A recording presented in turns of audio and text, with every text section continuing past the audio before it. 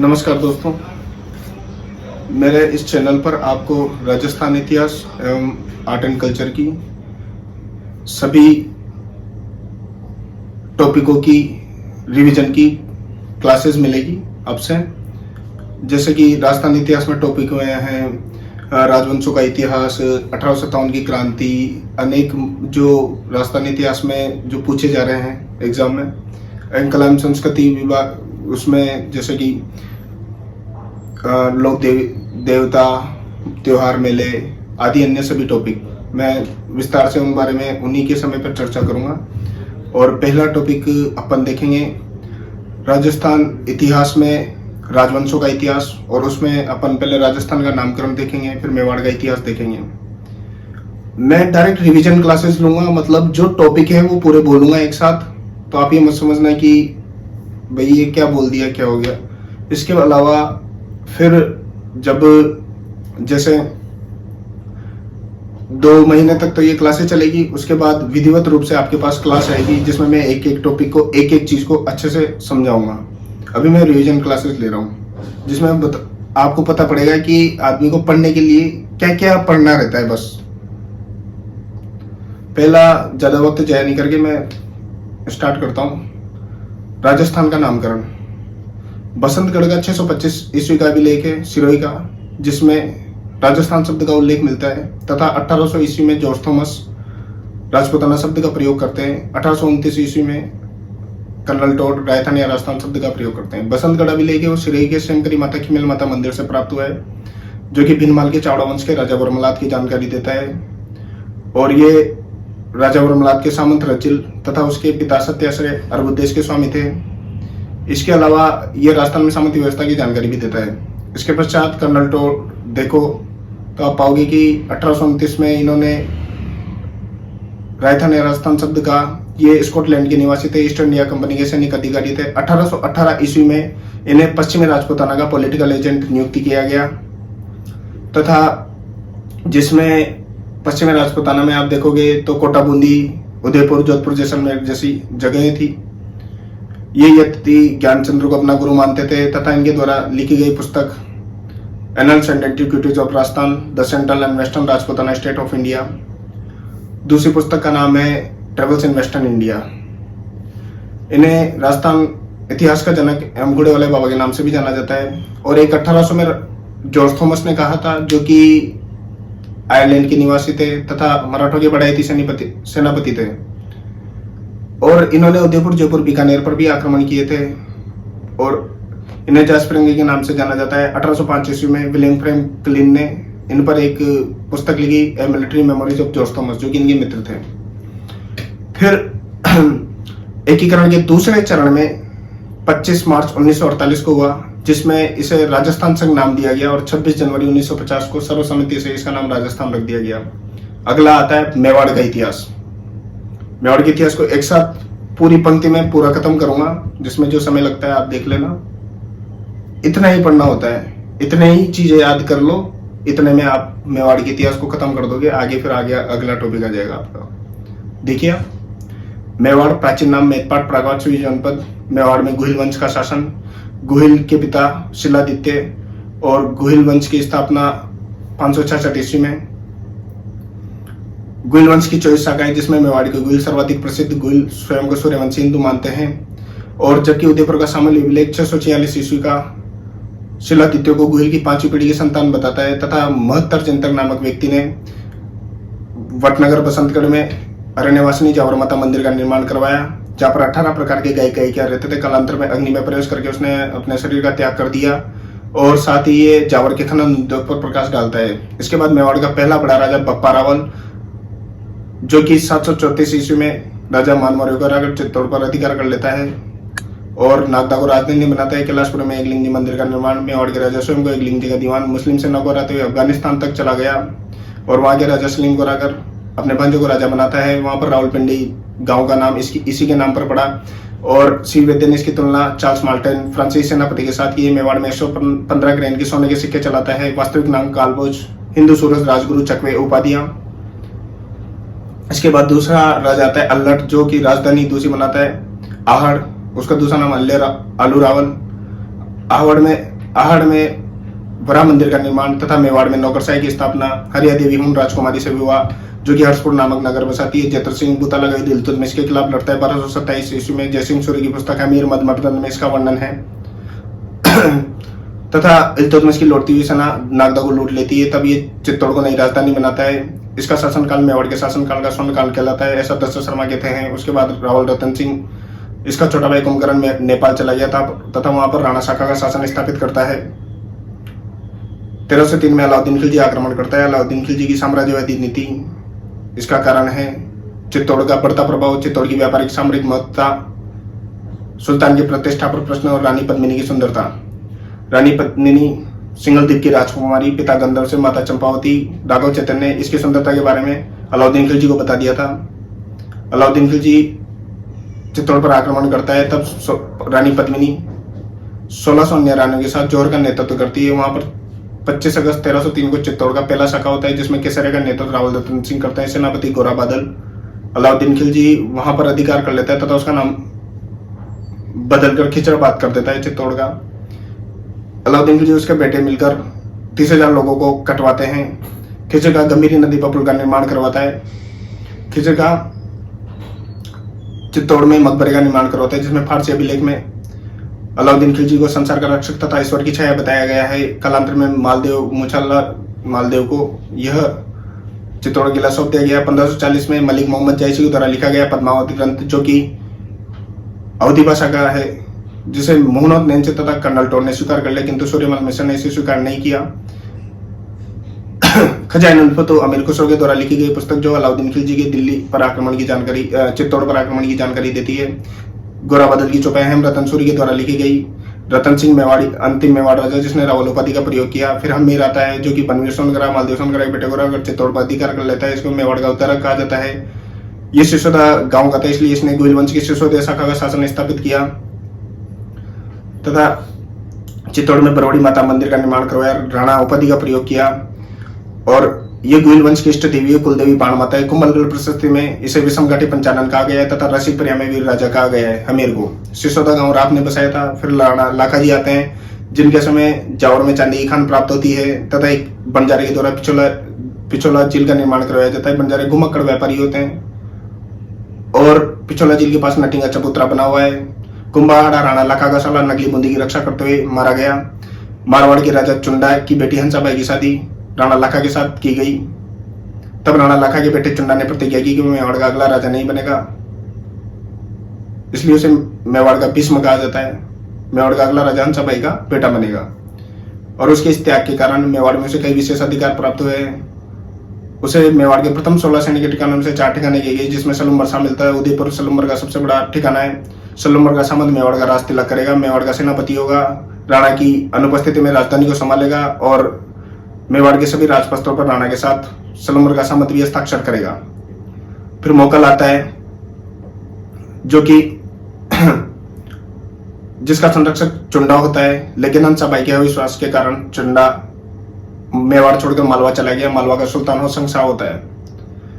अब रणमल है हंसाबाई का धर्म भाई, वह मोगल का संरक्षक बन गया। मोगल ने एक लिंग मंदिर में परकोटे का निर्माण करवाया। चित्तौड़ में समितेश्वर मंदिर का पुनर्निर्माण करवाया, जिसे पहले त्रिभुवन नारायण मंदिर कहते थे। भोज परमार ने बनाया था। 1433 में गुजरात का अहमद शाह मेवाड़ पर आक्रमण कर देता है तथा जिलवाड़ा राजसमंद नामक स्थान पर चाचा मेरा मेपा परमार के द्वारा मुगल की हत्या कर दी जाती है। राणा कुंभा आता है, जो कि जिसके पिता मोकल माता सौभाग्यवती परमार रणबल की सहायता से अपने पिता का हत्या का बदला लेता है तथा चाचा मेरा को मार देता है। रणबल का प्रभाव मेवाड़ में इतना बढ़ गया कि उसने सिसोदे के राजा राघव देव चुंडा की भाई की हत्या कर दी। चुंडा को मालवा से वापस बुलाया गया तथा भरमल की सहायता से रणमल को मार दिया गया। अब रणमल का बेटा जोधा वहां से भाग गया और बीकानेर के काउनी गांव में शरण ली। चुंडा ने राठौड़ों की राजधानी मंडोर पर अधिकार कर लिया था। जब 1453 में आवल बावल की संधि होती है कुंभा और जोधा के बीच में, तब जोधा को मंडोर दे दिया जाता है और सोजत पाली को मेवाड़ मारवाड़ की सीमा भी बनाया जाता है। जोधा की बेटी रिश्ते मजबूत करने के लिए जोधा की बेटी श्रृंगार कौली की शादी कुंभा के बेटे रायमल के साथ कर दी जाती है। अब आप 1437 में आओ, सारंगपुर का युद्ध महमूद खिलजी के साथ लड़ता है कुंभा। कारण महमूद खिलजी ने कुंभा के पिता के हत्यारों को शरण दी थी। अर्थात मुगल के हथियारों को शरण दी थी। इस युद्ध में कुंभा जीतता है और विजय स्तंभ का निर्माण करवाता है जीत की याद में। इसके पश्चात नागौर के फिरोज खां के पुत्र शम्स खां तथा मुजाहिद खां के संघर्ष में शम्स खां का साथ देता है। कालांतर में शम्स खां विद्रोह कर देता है और वो गुजरात के शासक कुतुबुद्दीन शाह के पास चला जाता है। दोनों को हराता है और चापानेर की संधि कुतुबुद्दीन शाह तथा मोहम्मद खिलजी के बीच होती है। दोनों का उद्देश्य कुंभा को हराना होता है। 1457 के बदनौर के युद्ध में दोनों की सेनाओं को हराता है। इसके पश्चात इनका बीच में सिरोही के ससमल देवड़ा ने भी साथ दिया था। ये नरसिंह डोडिया इसके सेनापति होते हैं, परमार की ब्रांच होती है डोडिया, उनको भेजता है और इन्हें हराता है ससमल देवड़ा को। इसकी सांस्कृतिक उपलब्धि में आओ तो ये राजस्थान की स्थापत्य कला का जनक माना जाता है कुंभा। इसने विजय स्तंभ का निर्माण कराया जिसके अन्य नाम कीर्ति स्तंभ, विष्णु ध्वज, गरुड़ ध्वज, मूर्ति अजायब का भारतीय मूर्ति कला का विश्व कोष। 122 फीट ऊंची, 30 फीट चौड़ी, 9 मंजिला इमारत। 8वीं मंजिल पर कोई मूर्ति नहीं। 3री मंजिल पर 9 बार अरबी भाषा में अल्लाह लिखा हुआ है। वास्तुकार चेता पमा पुंजा नापा।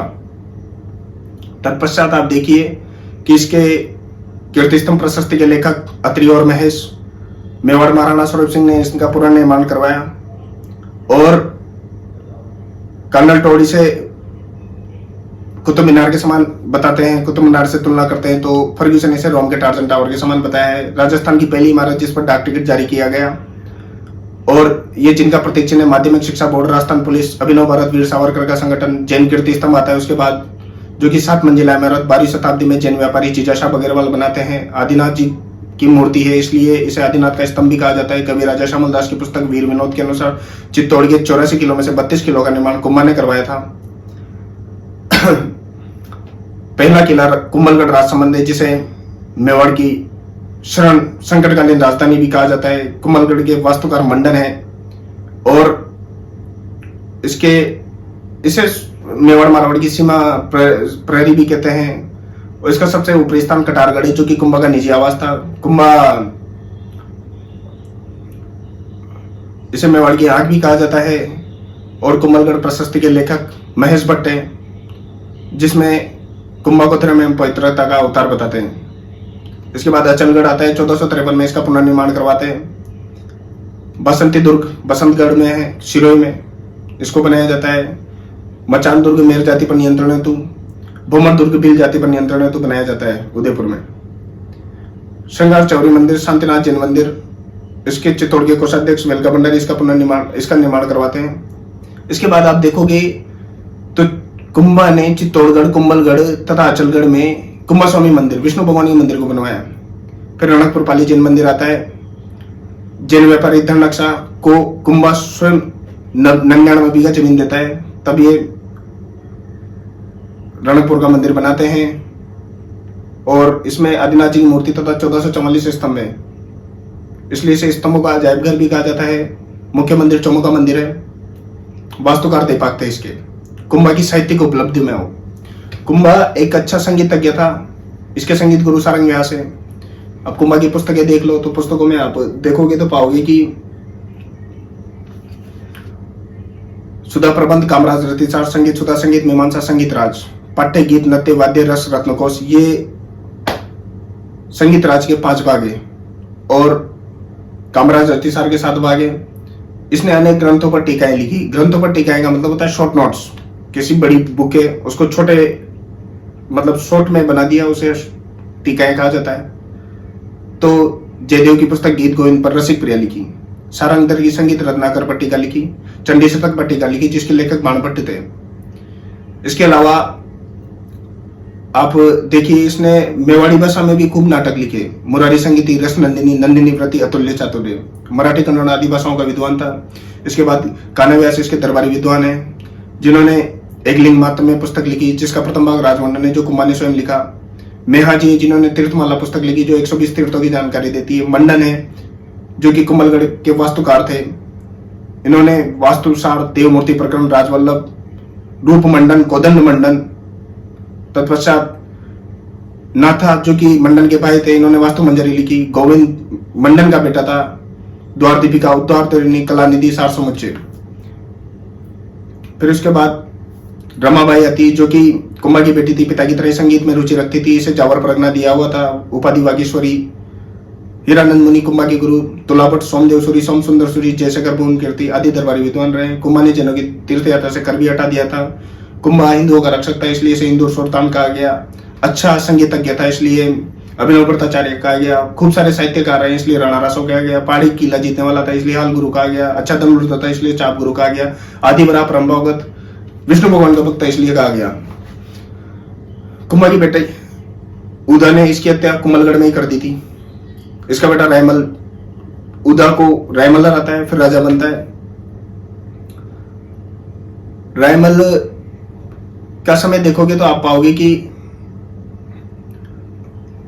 रायमल ने एक लिंग मंदिर का वर्तमान स्वरूप बनाया तथा उसकी रानी श्रृंगार कौर ने गोसुंडी में बावड़ी का निर्माण करवाया। गोसुंडी का शिलालेख 2वीं शताब्दी ईसा पूर्व का अभिलेख तथा वैष्णव धर्म की जानकारी देने वाला राजस्थान का प्राचीनतम अभिलेख। इस अभिलेख के अनुसार गजवंश के राजा सर्वतात ने अश्वमेध यज्ञ कराया था। इसके बाद पृथ्वीराज आता है, जो कि रायमल का बेटा था। जयमल इसका भाई सोलंकी के खिलाफ लड़ता हुआ मारा गया।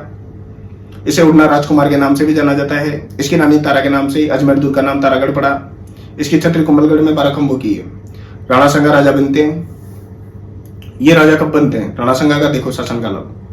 ये अपने भाई से विवाद के कारण सेवंत्री नामक गांव में बिदा जेठ मल्होत्र के द्वारा बचाया जाता है, वहां से भगाया जाता है। फिर ये श्रीनगर अजमेर में करमचंद पवार के पास शरण लेते हैं तथा रायमल की मृत्यु के बाद मेवाड़ का राजा बनते हैं। फिर इब्राहिम लोदी के साथ खतौली का युद्ध 1517 में, धौलपुर बाड़ी का युद्ध 1518 में, दोनों में विजयी होते हैं। 1519 में गागरोन का युद्ध, गागरोन का किला चंदेरी के मेदिनी राय के पास था, किंतु मालवा का मोहम्मद खिलजी सेकंड उसे बहुत परेशान कर रहा था, इसलिए चंदेरी मेदिनी राय के साथ मिलकर मोहम्मद खिलजी के खिलाफ लड़ा जाता है और उपयुक्त तीनों युद्धों में राणा संगा विजयी रहा। हरिदास चारण ने मोहम्मद खिलजी सेकंड को गिरफ्तार करके इसे सौंप दिया, इसलिए 12 गांव गिफ्ट कर दिए उसको। फिर इधर के रायमल और बारमल के संघर्ष में रायमल का साथ दिया। बारमल मुजफ्फर शाह को लेकर आया, दोनों को हराया। बयाना का युद्ध 16 फरवरी 1527 को होता है। बयाना का किला मेहदी ख्वाजा के पास था। बाबर के खिलाफ लड़ा जाता है तथा बाबर का सेनापति सुल्तान मिर्जा था, इसमें राणा संगा विजयी रहता है। अब 17 मार्च 1527 को खानवा का युद्ध आता है, जिसमें बाबर जिहाद की घोषणा करता है, शराब नहीं पीने की प्रतिज्ञा करता है तथा मुस्लिम व्यापारियों से तमगा कर हटा देता है। वीर विनोद के अनुसार इसे 16 मार्च बताया गया है। तब राणा संगा राजस्थान के सभी राजाओं को सहायता हेतु पत्र लिखता है, जिसे पाती परवन कहते हैं। तब आमेर के पृथ्वीराज कछुआ आते हैं, मारवाड़ से मालदेव आते हैं, बीकानेर के कल्याणमल आते हैं, मेड़ता के विरमदे आते हैं, सिरोही के अखिराज देवड़ा आते हैं, देवलिया के बाग सिंह आते हैं, बागड़ के उदय सिंह आते हैं। इधर आप देखोगे तो चंदेरी के मेदिनी राय आते हैं, इधर के भारमल आते हैं, सादड़ी के चल आजा आते हैं, सलूम्बर से रतन सिंह चुंडावत आते हैं, मेवात से असम का मेवाती आते हैं, इब्राहिम लोदी मोहम्मद लोदी आता है, इब्राहिम लोदी का भाई। युद्ध होता है, युद्ध में संगा घायल हो जाता है। घायल होने के पश्चात युद्ध का नेतृत्व सादड़ी के चल आजा करते हैं। युद्ध बाबर जीत जाता है तथा गाजी की उपाधि धारण कर लेता है। बसवा दोसा में घायल संगा का इलाज कराया जाता है। तब वो इरिच जा रहा था, इरिच में था और चंदेरी जा रहा था, तब उसे जड़ दे दिया जाता है। कालपी में उसकी मृत्यु हो जाती है। मांडलगढ़ भीलवाड़ा में उसकी छतरी बनी हुई है। अब आप युद्ध का कारण पूछेंगे तो दोनों की राजनीतिक महत्वाकांक्षाओं में टकराव था। सल्तनत के 200 गांवों पर सांगा ने अधिकार कर रखा था। राजपूत अफगान मित्रता हो गई थी और बाबरनामा नामक पुस्तक लिखी, उसमें सांगा पर वचनभंग का आरोप लगाया। इन्हीं सब कारणों से युद्ध हुए। सांगा की उपाधि पे आओ तो हिंदू पथ सैनिक भग्नावशेष 80 का होते तन में, फिर भी व्यथा नहीं थी मन में। और 7 राजन और 104 सरदार सांगा के दरबार में थे। इसके बाद भोजराज आता है, जो सांगा का सबसे बड़ा बेटा होता है। इसकी शादी मीराबाई के साथ हुई थी। रतन सिंह आता है, ये सांगा का बेटा था। सांगा की मृत्यु के बाद मेवाड़ का राजा बना और बूंदी के सूरजमल के खिलाफ लड़ता हुआ मारा गया। अगला राजा विक्रमादित्य आता है। 1531 से 36 माता कर्मावती होती है, जो कि संरक्षिका होती है। 1533 में गुजरात के बहादुर शाह जफर मेवाड़ पर आक्रमण करता है, तब उसे रणथंभौर का किला देकर कर्मावती संधि कर लेती है। किंतु 1534-35 में पुनः मेवाड़ पर आक्रमण करता है। तब रानी कर्मावती सहायता है तो मुगल बादशाह हुमायूं को राखी बेचकर सहायता की मांग करती, किंतु वहां से कोई मदद नहीं मिलती है। तब 1535 में चित्तौड़गढ़ का दूसरा शाखा किया जाता है, जिसका जौहर का नेतृत्व रानी कर्मावती करती है तथा केसरिया का नेतृत्व देवलिया के बाग सिंह करते हैं। इन्होंने खानवा के युद्ध में भाग लिया था। किंतु जब बहादुर शाह जफर यहाँ आता है, अधिकार कर लेता है, तब हुमायूं उसके ही राज्य गुजरात को छीनने की कोशिश करता है। ये वापस वहां जाता है, वहां पर पुर्तगालियों के द्वारा इसे अरब सागर में ले जाकर पानी में डाल दिया जाता है, मर जाता है। यहाँ पर मेवाड़ खाली हो गया। मेवाड़ खाली होते हैं, ये वापस मेवाड़ पर अधिकार कर लेते हैं। तब बनवीर को मेवाड़ का प्रशासक नियुक्त किया जाता है। बनवीर उड़ना राजकुमार पृथ्वीराज की दासी का बेटा था। बनवीर ने विक्रमादित्य की हत्या कर दी। वो उदय सिंह को भी मारना चाहता था, लेकिन पन्नादाई ने अपने बेटे चंदन का बलिदान देकर उदय सिंह को बचा लिया। उदय सिंह तथा पन्नादाई को कुंभलगढ़ के आशा देवपुरा ने फिर शरण दी। उसके बाद उदय सिंह का राज्य काल आता है, उनका समय आता है 1537 से 1572, जिसमें 1540 में मौली का युद्ध लड़ते हैं बनवीर के खिलाफ। इस समय मालदेव भी उनकी सहायता करता है, जो कि मारवाड़ का राजा होता है। और इस युद्ध में वो बनवीर को बहुत बुरे तरीके से परास्त करते हैं और मेवाड़ पर पुनः अधिकार कर लेते हैं। 1559 में उदयपुर नगर की स्थापना करते हैं, तब वहां पर उदय सागर झील तथा मोती सागर झीलों का निर्माण करवाते हैं। 1567-68 में अकबर ने चित्तौड़ पर आक्रमण कर दिया था।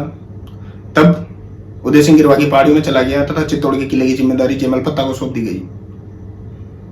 1568 में चित्तौड़गढ़ का तीसरा शाखा होता है, जहां पर जौहर का नेतृत्व रानी फूल कंवर के द्वारा किया जाता है तथा केसरिया का नेतृत्व जयमल पत्ता के द्वारा किया जाता है। जयमल को अकबर ने संग्राम नाम की बंदूक से घायल कर दिया था, इसलिए जयमल कल्ला राठौर के कंधों पर बैठकर लड़ा है, इसलिए कल्ला राठौर को चार अर्थों का देवता कहा जाता है। अकबर ने चित्तौड़ पर अधिकार कर लिया और वहां पर 30,000 लोगों को कटवा दिया। अकबर जयमल पत्ता की वीरता से प्रभावित हुआ, इसलिए उसने आगरा किले में इनकी मूर्तियां लगवाई। फ्रांसीसी आदमी Bernier Travels in the Mughal Empire में इसका वर्णन करता है। और इन दोनों की मूर्तियां बीकानेर के जूनागढ़ किले में भी लगी हुई है। जयमल मेड़ता का राजा था, 1562 में अकबर ने छीन लिया। पत्ता आमेट का सामंत था, जो कि मेवाड़ के प्रथम 16 सैन्य के ठिकानों में से। फूल कंवर जयमल की बहन तथा पत्ता की रानी थी। 28 फरवरी 1572 को उदय सिंह की मृत्यु हो जाती है गोगुंदा में होली के दिन, और वहां पर उनकी छतरी बनी हुई है। वो अपने बड़े बेटे महाराणा प्रताप को राजा नहीं बनाकर अपने छोटे बेटे जंगमाल को राजा बना देते हैं। अब आते हैं महाराणा प्रताप, जिनका जन्म 9 मई 1540, जन्म स्थान कुंभलगढ़। पिता उदय सिंह, माता जयवंताबाई सोनगरा, पाली केकरा सोनगरा की पुत्री। बचपन का नाम कीका, रानी अजबदेव पंवार। इनका पहला राज तिलक गोगुंदा में कृष्णराज चुंडावत के द्वारा विधिवत राज तिलक कुंभलगढ़ में, जहां पर मारवाड़ के राव चंद्रसेन भी भाग लेते हैं। अकबर समझाने हेतु 4 दूत भेजता है, जलाल का कोर्ची, मानसिंह, भगवनदास, टोडरमल, किंतु चारों को बेरंग लौटाया जाता है। इसी के परिणाम स्वरूप 18 जून 1576 को हल्दी घाटी का युद्ध होता है, जिसमें महाराणा प्रताप की तरफ से रामसा तोमर ग्वालियर से, रतन सिंह चुंडावत सलूम्बर से तथा राणा पुंजा भील हकीम का सूर जैसे योद्धा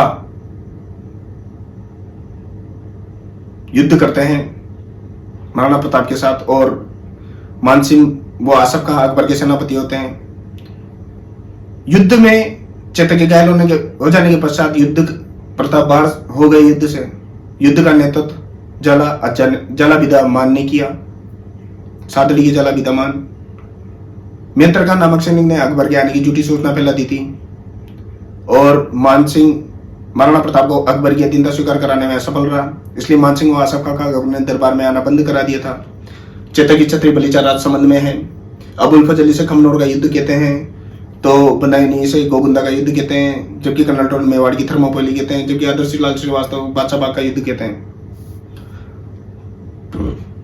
आप देखोगे बनायोनी ने हल्दीघाटी युद्ध में भाग भी लिया था। अक्टूबर 1576 में अकबर ने स्वयं ने उदयपुर पर आक्रमण किया और उसका नाम बदलकर मोहम्मदाबाद कर दिया। 1577, 78, 79 में मुगल सेनापति शाहबाज खान ने कुंभलगढ़ पर आक्रमण किए, फिर भी इनके हाथ कुछ नहीं लगा।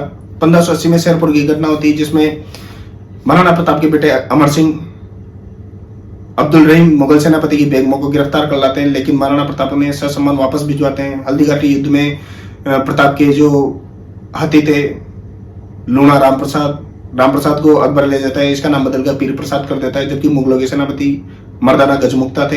हल्दीघाटी युद्ध का महत्व देखा जाए तो यह साम्राज्यवादी शक्ति तथा क्षेत्रीय स्वतंत्रता के बीच का संघर्ष है, और कम संसाधनों के बावजूद महाराणा प्रताप ने अकबर के विरुद्ध संघर्ष जारी रखा। यह मेवाड़ की जनता व जनजातियों में आशा व नैतिकता का संचार करता है और हल्दीघाटी युद्ध से मेवाड़ की जनता जनजातियों में राष्ट्रवादी भावना का विकास हुआ और ये युद्ध आज भी राष्ट्रवादी है तो प्रेरणा स्रोत का कार्य कर रहा है। इसके अलावा आप देखो, हम दिवेर का युद्ध 1582 में लड़ा गया। इसमें प्रताप की सेना मुगलों की संपूर्ण सेना को खत्म कर देती है। महाराणा प्रताप के बेटे अमर सिंह मुगल सेनापति सुल्तान खां को एक ही बार से खत्म कर देते हैं, मार देते हैं। तो कन्नड़ टोडी से मेवाड़ का मैराथन कहते हैं। प्रतापगढ़, बांसवाड़ा तथा इडर जैसी रियासतों ने, डूंगरपुर, बांसवाड़ा, इडर जैसी रियासतों ने महाराणा प्रताप का साथ दिया था। 1585 में जगन्नाथ कछुआ के दौरान मुगलों की तरफ से अंतिम आक्रमण होता है, परंतु महाराणा प्रताप आमेर रियासत का मालपुरा ठोक उससे छीन लेते हैं तथा वहां पर जाला तालाब तथा नीलकंठ महादेव का निर्माण करवाते हैं। फिर वो चावंड को नई राजधानी बनाते हैं 1585 में और उसके बाद वो सारे मेवाड़ पर अधिकार करना स्टार्ट कर देते हैं। चित्तौड़गढ़ और मांडलगढ़ को छोड़कर महाराणा प्रताप ने संपूर्ण मेवाड़ पर पुनः अधिकार कर लिया था। चावंड से चित्रकला का स्वतंत्र विकास प्रारंभ होता है, जिसके प्रमुख चित्रकार नसीरुद्दीन होते हैं। 19 जनवरी 1597 को महाराणा प्रताप की मृत्यु चावंड में हो जाती है तथा उनकी छतरी बाडोली उदयपुर, अभी जो कि वर्तमान में सलूमर बता दिया जाता है, वहां पर बनी हुई है। सलूमर जब से जिला बना है तो सलूमर। इसके पश्चात इनके दरबार विद्वान में देखोगे तो हेमरतन मंसूरी, जिन्होंने गोराबदल की चौपाइयां लिखी है। चक्रपाणी मिश्र, जिन्होंने राज्याभिषेक मूर्तमाला तथा विश्व वल्लभ नामक पुस्तक लिखी, जो कि उद्यान विज्ञान की जानकारी देती है। साधुनाथ त्रिवेदी को महाराणा प्रताप ने मंडेर नामक जागीर दी थी, जिसकी जानकारी 1588 के उदयपुर अभिलेख में मिलती है। भामाशाह ताराचंद, इन्होंने चुलिया नामक गांव में प्रताप से मुलाकात की तथा प्रताप को आर्थिक सहयोग दिया था। प्रताप ने भामाशाह को प्रधानमंत्री भी बनाया था। मालासांधु, रामासांधु ये चारण विद्वान थे। प्रताप ने चावंड में चामुंडा माता मंदिर तथा महलों का निर्माण भी करवाया। इसके बाद अमर सिंह आते हैं, जो कि 1597 से 1620 तक जिनका शासनकाल होता है और इतिहास का सबसे भयावह दिन 5 जनवरी 1615, जहां पर मुगल मेवाड़ संधि की जाती है। वो संधि से बहुत निराश थे, बहुत ज्यादा ही निराश, किंतु करनी ही पड़ी। तो 4 शर्तें रखी कि मेवाड़ का राजा मुगल दरबार में नहीं जाएगा, जबकि राणा युवराज मुगल दरबार में जाएगा, मतलब राजा का बेटा। और मुगल मेवाड़ के बीच में वैवाहिक संबंध स्थापित नहीं होंगे। मेवाड़ मुगलों को 1000 घुड़सवार सैनिकों की सहायता देगा। इसके अलावा एक और कारण था जो मैं अभी थोड़ा सा स्लिप हो रहा है। चित्तौड़ का किला मेवाड़ को दे दिया जाएगा, किंतु उसका पुनर्निर्माण नहीं कराया जाएगा। संधि के महत्व में आओ तो राणा संगा तथा प्रताप के बीच से चलती आ रही स्वतंत्रता की भावना का पतन होता है और युद्ध बंद होने से मेवाड़ में शांति व्यवस्था उत्पन्न हुई, जिससे कलात्मक गतिविधियों को बढ़ावा मिला। ये भी बात है। इसके बाद आप आओ तो कर्ण सिंह जहांगीर के दरबार में गया तो उसने वहां उसे 5000 का मनसबदार बनाया। जहांगीर ने कर्ण सिंह तथा अमर सिंह प्रथम की मूर्तियां आगरा के किले में लगवाई। तब सर टॉमस रॉय, एक इतिहासकार हुए हैं जहांगीर के दरबार के, जो बोलते हैं कि मुगल बादशाह ने मेवाड़ को बुद्धि से अधीन किया है, ना कि शक्ति से। अमर सिंह इस संधि से निराश था तथा वो नौचौकीपाल राजसमंद चला गया, जहां पर कालांतर में राजसमंद झील का निर्माण करवाया गया। मेवाड़ की तरफ से संधि का प्रस्ताव लेकर हरिदास जला एवं सुखपुर पवार गए थे तथा मुगलों की तरफ से खुर्रम ने संधि की। चावंड 28 वर्षों तक मेवाड़ की राजधानी रही। इसके पश्चात आप देखो तो कर्ण सिंह, जो कि 1620 से 28 तक राजा बने, उन्होंने उदयपुर में कर्णविलास महलों तथा दिलकुश महलों का निर्माण करवाया। इसके अलावा जब मंदिर महलों का निर्माण करवाते हैं पिछोला झील में, और मुगल बादशाह जहांगीर के बेटे शाहजहां जब अपने विद्रोह के दौरान यहीं पर रुके हुए थे और यहीं से उन्होंने ताजमहल बनाने की प्रेरणा भी यहीं से मिली है, ऐसा बताया जाता है इतिहासकारों के द्वारा। जगत सिंह आते हैं, जो जग मंदिर महलों का निर्माण पूरा करवाते हैं तथा जगदीश मंदिर का निर्माण शुरू करवाते हैं। जगदीश मंदिर को सबने बना मंदिर कहा जाता है, जिसके वास्तुकार अर्जुन बाणा मुकुंद है। यह हल्दीघाटी युद्ध की जानकारी भी देता है तथा उदयपुर में अग्निथय मन्नूजुभाई का मंदिर का निर्माण करवाते हैं। इसके अलावा ये दानवीरता के लिए भी काफी प्रसिद्ध रहे। दानवीरता के लिए एक दोहा बोलना चाहूंगा कि एक तो उदयपुर वाटी हुआ है झुंझुनू में, जिसके राजा टोडरमल रहे, वो भी खूब दानी थे, और एक उदयपुर के जो कि जगत सिंह हैं। तो इनके लिए दोहा कहा है कवि ने, दोय उदयपुर उजड़ा, दोय दातार अटल, एक राजा जगत सिंह, एक राजा टोडरमल। इसके बाद में राजा राज सिंह बनते हैं, जो कि चित्तौड़गढ़ किले का पुनर्निर्माण करवा के शाहजहां के विरुद्ध आक्रामक नीति अपनाते हैं। उत्तराधिकार के संघर्ष में औरंगजेब का साथ देते हैं, और इस समय ही वो टीका दौड़ का आयोजन करवाते हैं तथा कई मुगल क्षेत्रों पर अधिकार भी कर लेते हैं। औरंगजेब के खिलाफ जजिया कर का विरोध करते हैं। औरंगजेब के खिलाफ मारवाड़ के अजीत सिंह की मदद करते हैं, जिसे राठौड़ सिसोदिया गठबंधन कहा जाता है। औरंगजेब के खिलाफ हिंदू देवी देवताओं की रक्षा तथा उन राजकुमारी की रक्षा करते हैं, जैसे कि रूपनगढ़ अजमेर की राजकुमारी चारुमती, उनकी रक्षा की। फिर हाड़ी रानी सलगंवर थी, जो सलूमर के सामंत रतन सिंह चुंडावत की हाड़ी रानी थी। अपने पति की निशानी मांगने पर सिर काट कर दे दिया था। चुंडावत मांगियो सेनानी, सिर काट दे दियो सतरानी। मेघराज मुगल एक कवि है जिनकी कविता है सेनानी अर्थात निशानी। इनकी सांस्कृतिक उपलब्धि में और राज सिंह की में तो इन्होंने श्रीनाथ जी मंदिर नाथद्वारा राजसमंद में बनाया, द्वारकाधीश मंदिर काकरोली राजसमंद में बनाया, और अम्बा माता मंदिर उदयपुर में बनवाया। इसके पश्चात श्रीनाथ जी की मूर्ति गोविंदास तथा दामोदर दास 1672 में मथुरा से लेकर आए थे।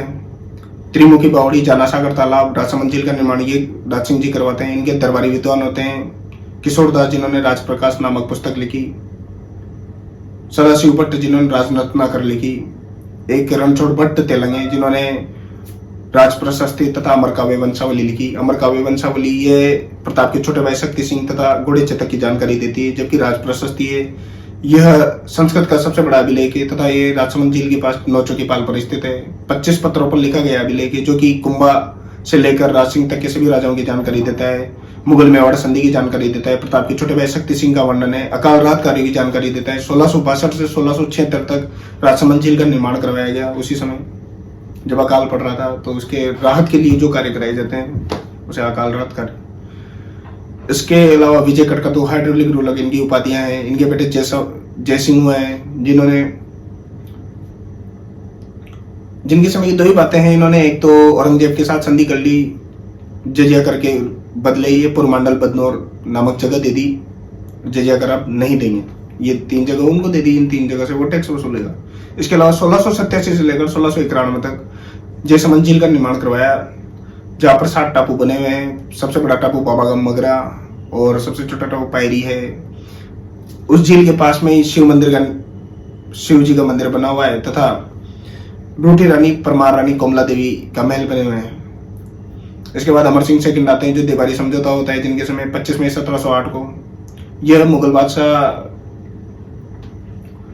बहादुर शाह प्रथम के खिलाफ किया जाता है, जिसमें मेवाड़ के अमर सिंह सेकंड, मारवाड़ के अजीत सिंह तथा जयपुर के सवाई जयसिंह होते हैं। इस समझौते के 2 निर्णय होते हैं। एक तो अजीत सिंह तथा सवाई जयसिंह को उनके राज्य दिलाने में मदद की जाएगी। उसके अलावा जो अमर सिंह सेकंड की बेटी है चंद्रगौरी, उनकी शादी सवाई जयसिंह से की जाएगी तथा सवाई जयसिंह, चंद्रगौरी का बेटा सवाई जयसिंह का जो बेटा है वो आमेर का राजा बनेगा। इसके पश्चात संग्राम सिंह आता है, जो कि उदयपुर में शैलियों की बाड़ी का निर्माण करवाता है तथा सिसार में उदयपुर में वैद्यनाथ मंदिर का निर्माण करवाता है अपनी पत्नी देवकुंवरी के लिए। वैद्यनाथ प्रशस्ति के लेखक रूप भट्ट है, और यह प्रशस्ति बांद्रावाला युद्ध की जानकारी देती है, जिसमें संग्राम सिंह सेकंड ने मुगल सेनापति रणबाज खां को हराया था, और इसी समय से मराठों ने चौथकर प्राप्त किया राजस्थान में पहली बार। उसके बाद जगत सिंह सेकंड आते हैं, जो कि हुडा सम्मेलन का आयोजन करवाया जाता है 17 जुलाई 1734 में।